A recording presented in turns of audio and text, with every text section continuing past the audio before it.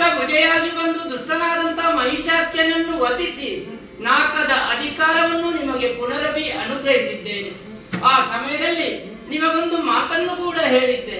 ಇನ್ನು ಮುಂದೆ ನಾಕಲೋಕಕ್ಕೆ ದುರುಳರ ದಾಳಿ ನಡೆದಾಗ ಇದೇ ತುಹಿನಾದಿಯ ತಪ್ಪಲಿಗೆ ಬಂದು ನನ್ನನ್ನು ಭಜಿಸಿರಿ ಎಂಬುದಾಗಿ.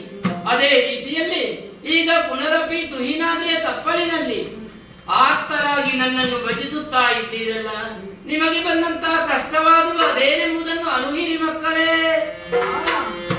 ಜನನಿಗೆ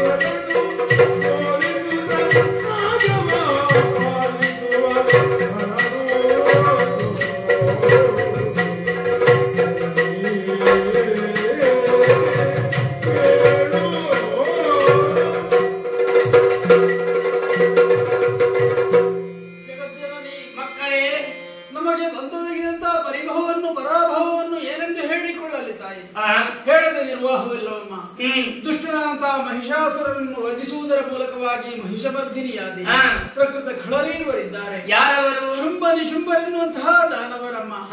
ಪಂಚಮಹಾಪಾತಕಗಳನ್ನು ಎಸಗುವಂತಹ ಖಳರನ್ನು ವಧಿಸಬೇಕು ತಾಯೇ. ದೇವೇಂದ್ರ ನಿಶ್ಚಿಂತನಾಗು. ಕರುಣಿಸುವುದಲ್ಲ ಭಯವನ್ನು ನುಡಿದಳು ಕಿರಿದು ಸಮಯದಿ ತಡೆದು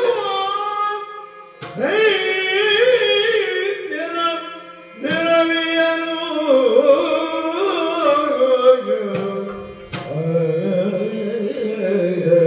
ಮರೆಯುವೆನು ನಿಮ್ಮನು ಮರೆಯ ಮಾತಲ್ಲ ಮರೆಸಿ ನಿಜ ಮರುತು ಹಿರಗಿರಿಯೊಳಗಿರುತ್ತ ಮರೆಸಿ ನಿಜ ಮರುತು ಹಿರಗಿರಿಯೊಳಗಿರುತ್ತ ನೋಡುವುದೆನ್ನ ಲೀಲೆಯ ಹರುಷದೊಳಗೆಂದಿರುತ್ತ ಶ್ರೀದೇವಿ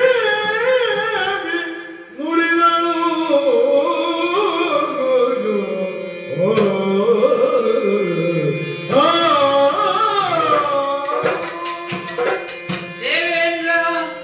ನಿಶ್ಚಿಂತನಾಗು.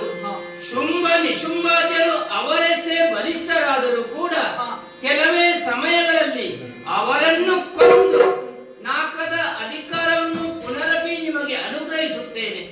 ಅಲ್ಲಿಯವರೆಗೆ ನಿಮ್ಮಿ ನಿಜವೇಷವನ್ನು ಮರೆಮಾಚಿಕೊಂಡು ಇದೇ ತುಹಿನಾದಿಯ ತಪ್ಪಲಿನಲ್ಲಿ ಪ್ರಾಣಿ ಪಕ್ಷಿಗಳ ರೂಪದಲ್ಲಿ ಮರೆಯಾಗಿರಿ. ನಾನು ದುರುಳರನ್ನು ವಧಿಸುವಂತ ಅಂದ ಚಂದವನ್ನು ನಿಮ್ಮ ಕಣ್ತುಂಬಿಸಿಕೊಳ್ಳಿ ಮಕ್ಕಳೇ ಎಂದು ಯೋಚಿಸಿ ಮಹಮಾಯೆ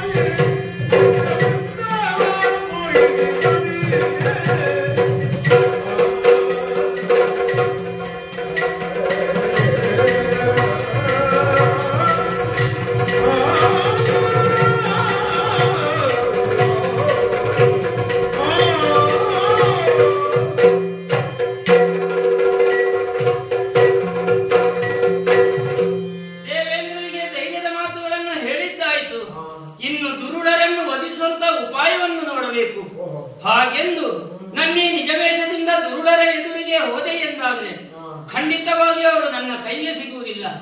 ಅದಕ್ಕಾಗಿ ನನ್ನೀ ನಿಜವೇಷವನ್ನು ಮರೆಮಾಚಿಕೊಂಡು ಸುಂದರ ತರುಣಿಯಾಗಿ ಕೌಶಿಕೆಯ ರೂಪದಿಂದ ದುರುಳರನ್ನು ಎದುರುಗೊಳ್ಳಬೇಕು. ಹಾಗೆಂದು ಯೋಚಿಸುತ್ತಾ ಇರಬೇಕಿದ್ರೆ ಗಗನದಿಂದ ಕನಕದುಯ್ಯಾಲೆ ತಲೆಗಿಳಿದು ಬರುತ್ತಾ ಇದೆ. ದೇವತೆಗಳು ಮಾತೆಗಾಗಿ ಕಳುಹಿಸಿದಂತ ಕನಕದುಯ್ಯಾಲೆ. ಇದೇ ಕನಕದುಯ್ಯಾಲೆಯಲ್ಲಿ ಕುಳಿತುಕೊಂಡು ತನುಗಂಧವನ್ನು ಹೊರಚೆಲ್ಲಿ ಸುಂದರವಾಗಿ ವೀಣಾವಾದನವನ್ನು ಪಾಡುತ್ತಾ ದುರುಳರು ಈ ಕಡೆಗೆ ಗಮಿಸುವಂತೆ ಮಾಡಬೇಕು. ಹಾಗೆಂದು ಯೋಚಿಸುತ್ತಾ ಮುಂದೆ ಮುಂದೆ ಬರಬೇಕಿದ್ರೆ ಎಲ್ಲಿ ನೋಡಿದರಲ್ಲಿ ಕದಂಬ ವೃಕ್ಷಗಳೇ ಕಾಣುತ್ತಾ ಇದೆ. ಹಾಗಿದ್ದರೆ ಇದು ಕದಂಬವನವಲ್ಲವೇ? ದುರುಳರು ಬೇಟೆಗಾಗಿ ಈ ಕಡೆಗೆ ಬರುವಾಗ ಕನಕದುಯ್ಯಾಲೆಯಲ್ಲಿ ಕುಳಿತುಕೊಂಡು ಬಂದಂತ ದುರುಳರ ಒಬ್ಬೊಬ್ಬರನ್ನೇ ವಧಿಸಿ ದೇವತೆಗಳಿಗೆ ನೆಮ್ಮದಿಯನ್ನು ಕರುಣಿಸಬೇಕು. ಅದಕ್ಕಾಗಿ ಇದೇ ಕದಂಬವನದಲ್ಲಿ ಕದಂಬ ಕೌಶಿಕೆಯಾಗುತ್ತೇನೆ, ಕದಂಬ ಕೌಶಿಕೆಯಾಗುತ್ತೇನೆ, ಕದಂಬ ಕೌಶಿಕೆಯಾಗುತ್ತೇನೆ.